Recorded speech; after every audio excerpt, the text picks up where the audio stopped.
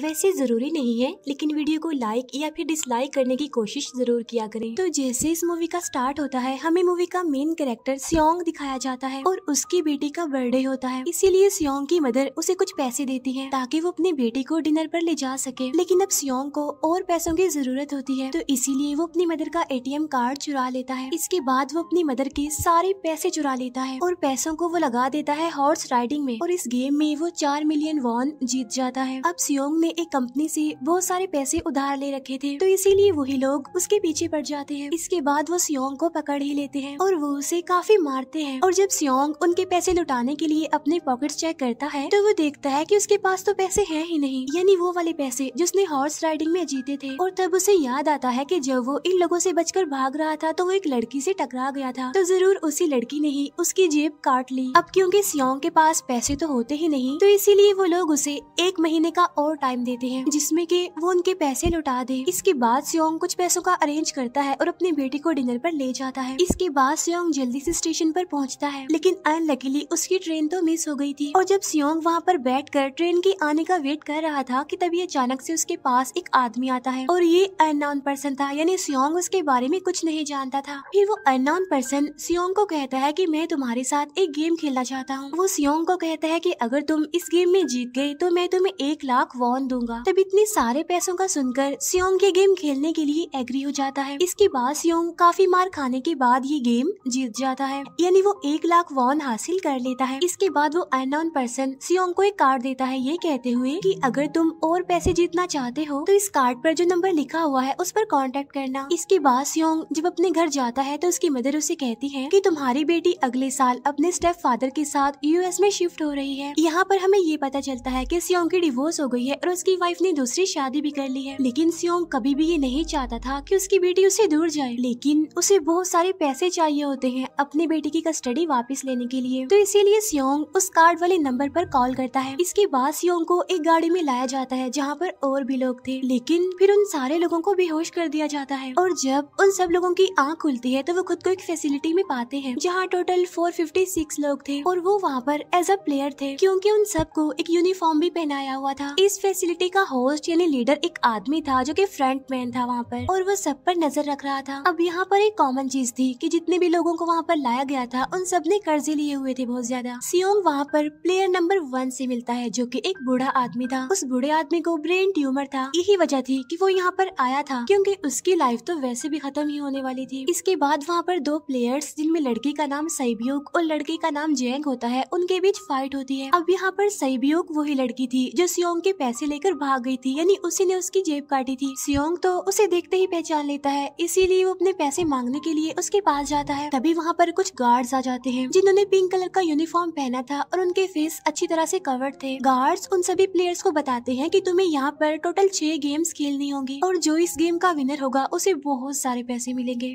इसके बाद उन सबसे एक कॉन्ट्रैक्ट पर साइन करवाया जाता है और इस कॉन्ट्रैक्ट के 3 मेन रूल्स थे। पहला रूल ये कि कोई भी प्लेयर अपनी मर्जी से गेम को छोड़कर नहीं जा सकता। दूसरा रूल ये होता है कि जो भी प्लेयर खेलने से मना करेगा तो उस प्लेयर को एलिमिनेट कर दिया जाएगा, और उनके मुताबिक एलिमिनेट का मतलब क्या था ये तो हम आगे ही जानेंगे। गेम का तीसरा रूल ये था कि अगर मेजोरिटी इस गेम को खेलना नहीं चाहती तो वो इस गेम को छोड़कर जा सकते हैं। इसके बाद उन सबको गेम के लिए ले जाया जाता है। अब यहाँ पर सियोंग अपने क्लासमेट सेंगवू से भी मिलता है जो कि उसे बचपन से जानता था। सियोंग उसे वहाँ पर देखकर काफी हैरान होता है क्योंकि वो तो किसी बिजनेस के लिए आउट ऑफ कंट्री चला गया था। अब पहले गेम के लिए वहाँ पर एक काफी बड़ी डॉल थी और इस गेम का रूल काफी सिंपल था, और वो ये था कि डॉल जब भी गाना गाएगी उन सबको आगे बढ़ना है, और जैसे ही वो गाना गाना बंद करेगी तो उन सबको रुक जाना है और मूव नहीं करना है, और अगर कोई हिल गया तो उसे एलिमिनेट कर दिया जाएगा। अब स्टार्टिंग में तो ये सब कुछ उन्हें किसी प्रैंक की तरह लग रहा था, लेकिन जब एक लड़का हिल जाता है तो उसे शूट करके मार दिया जाता है, और यही होता है एलिमिनेट का मतलब, यानी उन्हें मार दिया जाएगा। अब ये देखकर वो सारे लोग काफी घबरा जाते हैं और उन्हें पता चल चुका था कि वो खतरे में है, इसीलिए लोग डरते हुए पैनिक करते हुए इधर उधर भागने लगते हैं। लेकिन अब क्योंकि गेम का रूल था इसीलिए जो भी हिलता है उसे मार दिया जाता है और जितने भी सर्वाइवर होते हैं वो किसी न किसी तरह इस गेम को कंप्लीट कर ही लेते हैं। लेकिन जो लोग मर जाते हैं उनकी डेड बॉडीज को वहाँ से ले जाया जाता है और अब 456 प्लेयर्स में से सिर्फ 255 ही रह गए थे। अब क्योंकि वो सारे प्लेयर्स इतना ज्यादा डर जाते हैं कि अब कोई भी गेम खेलना नहीं चाहता था। लेकिन जैसा कि रूल नंबर 3 था कि अगर मेजोरिटी चाहे तो वो ये गेम स्किप कर सकती है, तो इसीलिए उनका लीडर यानी फ्रंटमैन वोटिंग करवाता है। लेकिन इससे पहले उन्हें प्राइज मनी दिखाई जाती है यानी जो विनर को मिलेगी। लेकिन इन केस अगर कोई गेम को छोड़कर चला जाएगा तो ये सारे पैसे मरे हुए प्लेयर्स की फैमिलीज को मिल जाएंगे और ये prize money total 45 billion won होती है। इसके बाद वोटिंग करवाई जाती है जिसमें मेजोरिटी इस गेम को खेलना नहीं चाहती थी, तो इसीलिए गेम को यहीं पर स्टॉप कर दिया जाता है। लेकिन अगर कभी फ्यूचर में वो लोग चाहें तो इस गेम को रीज्वाइन कर सकते हैं। इसके बाद सभी लोगों को उनके घरों पर छोड़ दिया जाता है। नेक्स्ट डे सियोंग पुलिस स्टेशन जाता है और वहाँ पर वो पुलिस को सारी बात बता देता है। लेकिन उन लोगों को सियोंग की बातों पर यकीन नहीं होता और उल्टा वो लोग उसे पागल समझने लग जाते हैं। इसके बाद सियोंग उन्हें वही वाला कार्ड दिखाता है, लेकिन हैरान कर देने वाली बात तो ये है कि उस पर जो नंबर था वो रॉन्ग था। इसके बाद सियोंग जब घर जाता है तो उसकी मदर वहाँ पर नहीं होती। उधर सियोंग का क्लासमेट सेंगवू अपनी मदर को छुप कर देख रहा होता है और तभी वहाँ पर सियोंग भी आ जाता है। यहाँ पर सेंगवू अपसेट होते हुए सियोंग को बताता है कि मेरे ऊपर 6 बिलियन का कर्ज है। वो बताता है कि मैंने क्लाइंट्स के पैसे लेकर स्टॉक मार्जिन में लगा दिए थे, लेकिन अनलकीली वो सारे पैसे डूब गए। और तभी सियोंग के पास हॉस्पिटल से कॉल आती है। सियोंग की मदर का पाँव काफी इंजर्ड था, लेकिन डायबिटीज का ट्रीटमेंट न होने की वजह से उनकी चोट और ज्यादा बढ़ गई। तब डॉक्टर सियोंग को बताते हैं कि तुम्हारी मदर का ट्रीटमेंट हो सकता है, लेकिन इसके लिए हमें इनका पाँव काटना होगा। लेकिन इस ऑपरेशन में बहुत सारे पैसे लगने वाले थे। लेकिन जाहिर सी बात है सियोंग के पास इतने पैसे तो होते नहीं। इवन उसने तो अपनी मदर के इंश्योरेंस के पैसे भी उड़ा दिए थे। तब इसीलिए सियोंग पैसे मांगने के लिए अपनी वाइफ के पास जाता है, लेकिन उसकी वाइफ उसे पैसे देने से इनकार कर देती है। फिर उसकी वाइफ अपने हस्बैंड को बताती है कि सियोंग आया था पैसे मांगने के लिए और तभी उसका हस्बैंड सियोंग को पैसे देने आता है। साथ साथ उसे ये भी कहता है कि मेरी फैमिली से दूर रहो। लेकिन सियोंग उसे मारने लगता है और तभी उसकी बेटी भी वहाँ पर आ जाती है। इसके बाद सियोंग का एक फ्रेंड अपने बॉस के पास पैसे मांगने जाता है, लेकिन उसका बॉस उसे पैसे देने से मना कर देता है, तो इसीलिए उन दोनों के बीच फाइट होने लगती है। इस फाइट के दौरान उसके बॉस का हाथ मशीन में आ जाता है, तो मौके का फायदा उठाकर सियोंग का फ्रेंड पैसे लेकर वहाँ से भाग जाता है। फिर इसके बाद सियोंग का फ्रेंड अपने घर आकर अपनी वाइफ को कहता है कि पहली फ्लाइट लो और जाओ यहाँ से। इसके बाद सईब्यूक एक एजेंट से मिलती है क्योंकि उसने अपनी मदर को नॉर्थ एरिया से साउथ एरिया में लाना था। सईब्यूक वही लड़की जिसने सियोंग की जेब काटी थी, लेकिन यहाँ अपनी मदर को लाने के लिए सईब्यूक को बहुत सारे पैसों की जरूरत थी। अब सईब्यूक का एक छोटा भाई भी होता है जिससे उसने प्रॉमिस किया होता है कि मैं मदर को जरूर ले आऊंगी। इसके बाद हमें एक ऑफिसर दिखाया जाता है और इस ऑफिसर का भाई कुछ टाइम से मिसिंग था, इसीलिए वो ऑफिसर अपने भाई के घर जाता है, जहाँ उसे पता चलता है कि उसका भाई तो पिछले कुछ दिनों से अपने घर पर भी नहीं आया। और जब वो ऑफिसर घर को चेक कर रहा होता है तो उसे एक कार्ड मिलता है वहाँ पर, और इस ऑफिसर ने सेम ऐसा ही कार्ड पुलिस स्टेशन में सियोंग के पास भी देखा था, तो इसीलिए वो ऑफिसर सियोंग के पास जाकर उससे इस बारे में पूछता है, लेकिन सियोंग उसे कुछ नहीं बताता। इसके बाद सियोंग जब अपने घर जाता है तो उसे वो कार्ड दोबारा मिल जाता है वहाँ पर। अब सियोंग डिसाइड करता है कि वो दोबारा से उस गेम को ज्वाइन करेगा, इसीलिए सभी प्लेयर्स को एक शिप के पास ले जाया जाता है। इधर ही वो ऑफिसर भी गाड़ियों का पीछा करते हुए उस शिप तक आ जाता है। वो एक गार्ड को मारकर उसे पानी में फेंक देता है। इसके बाद उन सभी प्लेयर्स को एक आइलैंड पर मौजूद फैसिलिटी में लाया जाता है। अब यहाँ पर उन्हें जरा भी अंदाजा नहीं था कि अगला गेम कौन सा होगा और उसे कैसे खेला जाएगा। इसके बाद वो लोग अपनी अलग अलग टीम्स बना लेते हैं। रात को सईब्यूक और उसकी फीमेल फ्रेंड वॉशरूम जाते हैं। यहाँ पर सईब्यूक गार्ड्स की नजरों से बचते हुए उस फैसिलिटी को एक्सप्लोर करने लगती है। तभी वो देखती है कि गार्ड्स बड़े बड़े बर्तनों में कुछ बना रहे हैं, लेकिन अब क्योंकि गार्ड्स को शक हो जाता है तो ये गार्ड वॉशरूम्स को चेक करने के लिए आता है, लेकिन तब तक सईब्यूक वापस आ चुकी थी। इसके बाद सईब्यूक अपनी फीमेल फ्रेंड को सारी बात बता देती है जो उसने देखा था, लेकिन यहाँ पर सेंगवू उन दोनों की बातें सुन लेता है और वो इस बारे में सईब्यूक से पूछता है, जिस पर सईब्यूक बताती है कि वो बड़े बड़े बर्तनों में कुछ पका रहे थे। इसके बाद उन सभी प्लेयर्स को प्लेग्राउंड में लाया जाता है, जहाँ पर उनके सामने 4 शेप्स थी। 4 शेप्स में से उन्होंने किसी एक शेप को चूज करना था। अब यहाँ पर सेंगवू को पता चल जाता है कि गेम क्या है और क्या करना है हमें। सेंगवू सियोंग को बताता है कि सबने अलग अलग शेप्स को चुनना है। इसके बाद उन सभी को एक छोटा सा बर्तन दिया जाता है जिसमें कि शेप्स बनी होती है। अब गेम उनकी ये होती है कि उन्होंने किसी तरह उस शेप को बाहर निकालना है बगैर डैमेज किए, लेकिन अगर शेप जरा से भी खराब हो गई तो उन्हें एलिमिनेट कर दिया जाएगा, यानी मार दिया जाएगा। अब यहाँ पर सेंगवू तो इजिली उस शेप को निकाल लेता है, लेकिन सियोंग इतना ज्यादा घबरा जाता है कि उसकी हालत खराब होने लगती है, लेकिन फिर वो किसी न किसी तरह करके इस गेम को भी जीत लेता है। इसके बाद उन सबको वापस से रूम में लाया जाता है। अब यहाँ पर 187 प्लेयर्स वापस आए थे, जिनमें से अब सिर्फ 108 ही रह गए थे। इसके बाद उन सबको खाने के लिए ले जाया जाता है, लेकिन खाने की वजह से जैंग की एक लड़के से फाइट हो जाती है, जहाँ पर जैंग उस लड़के को इतना ज्यादा मारता है कि वो मौके पर ही मर जाता है। इधर ही हम देखते हैं कि उन प्लेयर्स में से एक डॉक्टर होता है जो गार्ड्स के साथ मिलकर मरे हुए लोगों के ऑर्गन्स निकाल कर उन्हें चाइनीज को बेचने का काम करता है। इसीलिए जब भी डेड बॉडीज को ले जाया जाता है तो वो डेड बॉडीज को गायब कर लेते हैं, क्योंकि ये सब कुछ एक प्लान के अकॉर्डिंग चल रहा था, क्योंकि ये सारा कुछ फ्रंट मैन से छुप कर हो रहा था। यही वजह थी कि कंट्रोल रूम में भी उन्होंने अपना ही एक आदमी बिठाया हुआ था जो कि उन लोगों की सारी वीडियो फुटेज डिलीट कर देता था, और गार्ड्स तो डॉक्टर को गेम के बारे में पहले ही बता देते थे ताकि वो सरवाइव कर सके। यहाँ पर एक गार्ड उसी प्लेयर डॉक्टर को बताता है कि आज हमने प्लेयर्स को जानबूझकर खाना कम दिया है ताकि वो आपस में लड़ने लगे, जिससे होगा ये कि सारे वीक प्लेयर्स गेम से आउट हो जाएंगे। साथ ही गार्ड डॉक्टर को अपनी अगली गेम के बारे में बता देता है। अब 30 मिनट के बाद वहाँ पर लाइट्स ऑफ होने वाली थी। अब यहाँ पर सेंगवू को पता था कि सियोंग की टीम जरूर कोई उल्टा काम करेगी, इसीलिए वो उस टीम को अपने पास बुलाकर उन्हें रिलैक्स रहने के लिए कहता है। उधर वो जो डॉक्टर प्लेयर होता है वो जैंग की टीम में शामिल हो जाता है। यहाँ पर डॉक्टर जैंग को बता देता है कि अगला गेम क्या होने वाला है। इसके बाद लाइट्स ऑफ हो जाती है और जैंग अपनी टीम के साथ मिलकर बाकी सभी को मारने लगता है। जैंग एक लड़की को मारकर सैब्यू को मारने जाता है, लेकिन तभी सियोंग उसे बचा लेता है। इसके बाद गार्ड्स वहाँ पर आकर उन सभी को रोक लेते हैं और अब टोटल 80 लोग रह गए थे। इसके बाद उन सभी को तीसरे गेम के लिए ले जाया जाता है और यहाँ पर उन्हें 10-10 प्लेयर्स की एक टीम बनाने के लिए कहा जाता है, और वो लोग ऐसा ही करते हैं, अपनी अपनी टीम बना लेते हैं। अब क्योंकि जैंग को अगली गेम के बारे में पहले ही पता होता है, इसीलिए वो सैब्यू की फीमेल फ्रेंड को अपनी टीम में नहीं रखता और वो अपनी टीम में सिर्फ मर्दों को ही रखता है। इसके बाद सेंगवू भी अपनी एक टीम बना लेता है। अब क्योंकि उन्हें एक प्लेयर की जरूरत थी तो इसीलिए सैब्यू की फीमेल फ्रेंड उनके टीम में शामिल हो जाती है, और ये गेम असल में टग ऑफ वॉर का होता है, यानी उन्होंने अपने सामने वाली टीम को नीचे गिराना था। इसके बाद गेम स्टार्ट हो जाती है और जैंग की गेम बड़ी आसानी से इस गेम को जीत लेती है। इसके बाद बारी होती है सेंगवू की टीम की। तब प्लेयर नंबर 1 यानी वो बूढ़ा आदमी कहता है कि मैंने अपनी जिंदगी में बहुत सारी टग ऑफ वॉर्स खेल रखी है, इसीलिए उन सबको गाइड करता है कि इस गेम को कैसे जीतना है। तो इसीलिए वो लोग किसी न किसी तरह करके इस गेम को जीत जाते हैं। फिर दिखाया जाता है कि 30 मिनट के बाद दोबारा से लाइट्स ऑफ हो जाएंगी, जिस पर सेंगवू उन सबको कहता है कि रेडी रहना। तो इसीलिए वो डिसाइड करते हैं कि एक एक करके हम पहरा देंगे। अब जैंग की टीम में एक से बढ़कर एक चालाक प्लेयर था, तो इसीलिए जैंग को डर होता है कि कहीं उसकी टीम उसे ही साइड पर न लगा दे, यानी उसे ही अपने रास्ते से न हटा दे।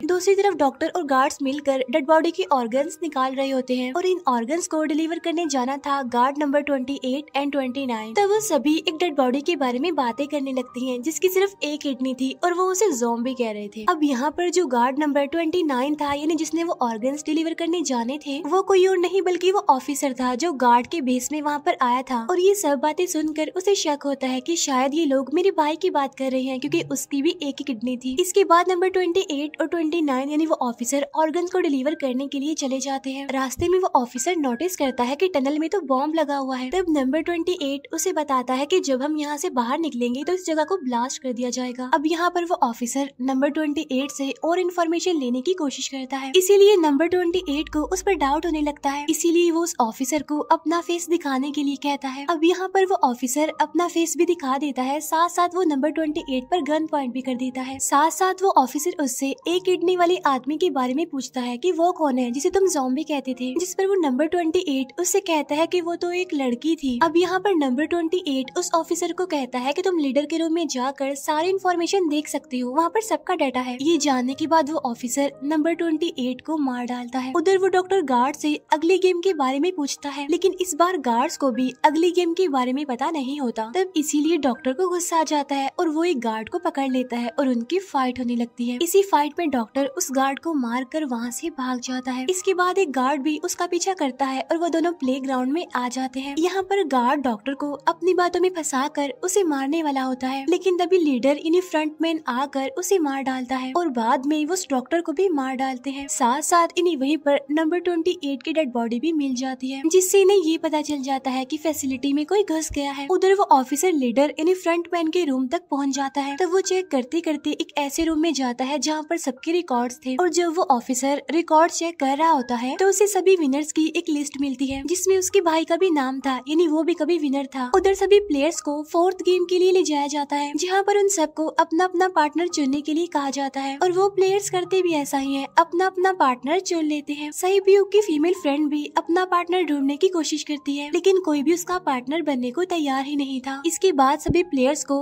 10-10 मार्बल्स दिए जाते हैं। असल में ये गेम ऐसी होती है कि एक प्लेयर को अपने पार्टनर से सारे मार्बल्स लेने होते हैं बगैर कोई जोर जबरदस्ती किए, और जो दूसरा पर्सन होगा यानी जिसके पास मार्बल्स नहीं होंगे उसे मार दिया जाएगा। फिर सैंगवू और सियोंग का फ्रेंड ऑड और इवन का गेम खेलते हैं, जिसमें कि उन्होंने गेस करना था कि सामने वाले के हाथ में कितने मार्बल्स हैं। अब यहाँ पर सियोंग का फ्रेंड सैंगवू के सारे मार्बल्स जीत जाता है, जिसकी वजह से लास्ट में सैंगवू के पास सिर्फ एक ही मार्बल बचता है। अब क्योंकि सैंगवू को पता चल चुका था कि अब वो बच नहीं पाएगा, इसीलिए वो सियोंग के फ्रेंड को अपनी बातों में फंसा कर उसे ये यकीन दिलाता है कि अगर हम में से कोई भी हार गया तो हारे हुए लोगों का मैच दोबारा करवाया जाएगा। अब यहाँ पर सैंगवू धोखे से सियोंग के फ्रेंड के सारे मार्बल्स चेंज कर देता है। इसके बाद सैंगवू मार्बल्स लेकर गार्ड को दे देता है और वहाँ से बाहर चला जाता है, और जब सियोंग का फ्रेंड मार्बल्स चेक करता है तो वहाँ पर पत्थर होते हैं। उधर प्लेयर नंबर 1 यानी उस बूढ़े आदमी की हालत खराब हो रही थी, इसीलिए वो तो इधर उधर घूम रहा था, लेकिन सियोंग किसी तरह उसे खेलने के लिए एग्री कर लेता है। अब यहाँ पर वो दोनों यानी वो बूढ़ा आदमी और सियोंग भी इवन ऑड खेलते हैं। अब इनमें से वो बूढ़ा आदमी सियोंग के सारे मार्बल्स जीत जाता है, लेकिन लास्ट राउंड में वो बूढ़ा आदमी भूल जाता है कि उसने क्या चूज किया था। तो यहाँ पर सियोंग उसे बातों में फंसा कर उसके सारे मार्बल्स ले लेता है, लेकिन यकीन मानिए कि वो बूढ़ा आदमी काफी चालाक था। उसने एक मार्बल अपने पास ही रखा हुआ था और वो दोबारा से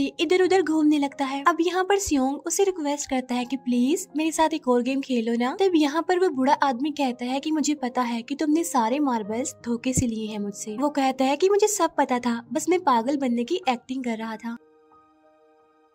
तभी सुनकर सियोंग को उस पर तरस आ जाता है और वो उसे ही सारे मार्बल्स दे देता है। उसके बाद सहीब्यूक और उसकी फीमेल फ्रेंड भी गेम खेल रहे होते हैं। उनकी गेम ये होती है कि जो मार्बल्स को दीवार के ज्यादा करीब फेंकेगा वो ही जीतेगा। पहले सहीब्यूक अपने मार्बल्स फेंकती है, लेकिन जब सहीब्यूक की फ्रेंड की बारी आती है तो वो अपने सारे मार्बल्स फेंक देती है। लेकिन जब सहीब्यूक ये देख लेती है तो वो अपने फ्रेंड को दोबारा फेंकने के लिए कहती है, जिस पर उसकी फ्रेंड कहती है कि नहीं सहीब्यूक, मैं बिल्कुल अकेली हूँ, मेरे पीछे तो कोई भी नहीं है, लेकिन अगर तुम्हें कुछ हो गया तो ये अच्छी बात नहीं है, तुम्हारे पीछे तुम्हारा छोटा भाई है, तुम्हारा वेट कर रहा है वो। और इसी वजह से सहीब्यूक की फ्रेंड को मार दिया जाता है। इसके बाद उन सबकी डेड बॉडीज को वहाँ से ले जाया जाता है। इसके बाद वो सब वापिस से रूम में आ जाते हैं। यहाँ पर जैंग देखता है कि सहीब्यूक की वो वाली फ्रेंड तो अभी तक जिंदा है, जो कि बड़ी आराम से बैठी हुई थी। अब यहाँ पर हमें पता चलता है कि सहीब्यूक की ये वाली फ्रेंड जैंग की भी फ्रेंड थी, लेकिन अब क्योंकि उन दोनों के बीच किसी बात को लेकर क्लैश चल रहा था तो इसीलिए जैंग की वो फ्रेंड उसे बुली करने लगती है। इसके बाद फ्रंटमैन को एक डेड बॉडी के पास उस ऑफिसर का आईडी कार्ड मिल जाता है। तभी फ्रंटमैन को पता चलता है कि उसके सारे वीआईपीज आ चुके हैं, तो इसीलिए फ्रंटमैन उन्हें लेने के लिए चला जाता है। फिर सारे वीआईपीज को उनके रूम में लाया जाता है। इसके बाद फ्रंटमैन वीआईपीज के आने के बारे में एक और आदमी को जाकर बताता है, और यही आदमी मेन होता है, और ये कौन होता है हम ये आगे जानेंगे। फिर नेक्स्ट डे उन सबको 5वें गेम के लिए लाया जाता है, जहाँ पर 1 से लेकर 16 तक नंबर पड़े होते हैं, और वो सभी प्लेयर्स अपना अपना नंबर ले लेते हैं। नंबर का मतलब ये था कि जो नंबर भी एक प्लेयर पर आएगा उसके मुताबिक ही उसकी बारी आएगी। अब यहाँ पर लास्ट में पहला और आखिरी नंबर रह जाता है, यानी 1 और 16। तो यहाँ पर सियोंग कंफ्यूज हो जाता है कि उसे कौन सा नंबर चूज करना चाहिए। अगर उसने पहला नंबर लिया तो वो फंसेगा और मरेगा, क्योंकि उसे नहीं पता कि गेम क्या है, और अगर लास्ट नंबर लेगा तो क्या पता उसकी बारी ही ना आए, टाइम कम रह जाए। और तभी वहाँ पर एक आदमी आ जाता है और वो सियोंग को कहता है कि मुझे पहला नंबर चाहिए, क्योंकि मैं अपनी जिंदगी में कभी भी फर्स्ट नंबर पर नहीं आया। फिर इसके बाद उन्हें गेमिंग रूम में लाया जाता है। अब इस गेम का रूल ये होता होता है कि दिए हुए टाइम में उन्हें ब्रिज की दूसरी साइड पर जाना है। अब इसके बीच में दो तरह के ग्लास लगे होते हैं, एक तो होता है आम ग्लास और एक होता है टेम्पर्ड ग्लास। आम ग्लास पर पाँव रखते ही वो टूट जाएगा और वो लोग नीचे गिर जाएंगे। इसके बाद गेम स्टार्ट हो जाता है और वो लोग एक एक करके मरने लगते हैं। फिर एक टाइम ऐसा आता है जब जैंग सबके सामने होता है और वो आगे ही नहीं बढ़ रहा होता। अब उनके पास एक ही रास्ता था, या तो वो आगे जाए या सारे ही मर जाएं। और तभी जैंग के सामने उसकी वही फ्रेंड आ जाती है जो उसे बुली कर रही थी, और वो जैंग को कहती है कि मैंने तुम्हें कहा था कि जिस दिन तुमने मुझे धोखा दिया मैं तुम्हें मार दूंगी। इसके बाद वो जैंग को पकड़ लेती है और उसे लेकर नीचे कूद जाती है, जिसकी वजह से उन दोनों की मौत हो जाती है। अब वहाँ पर एक आदमी था जो कि ग्लास कंपनी में काम करता था और उसे पता था कि टेम्पर्ड ग्लास कौन सा है, लेकिन जब फ्रंट मैन को इस बात का पता चल जाता है तो वो लाइट्स ऑफ करवा देता है ताकि वो ग्लास को पहचान ही ना पाए। अब लास्ट में एक ही स्टेप बचता है और उनके पास तो टाइम ही नहीं था, इसीलिए सेंगवू उस आदमी को धक्का दे देता है। तो यहाँ पर सेंगवू, सियोंग और सैब्यूक ब्रिज को पार कर लेते हैं, लेकिन ग्लास टूटने की वजह से उन्हें काफी चोट लग जाती है, खास तौर पर सैब्यूक को।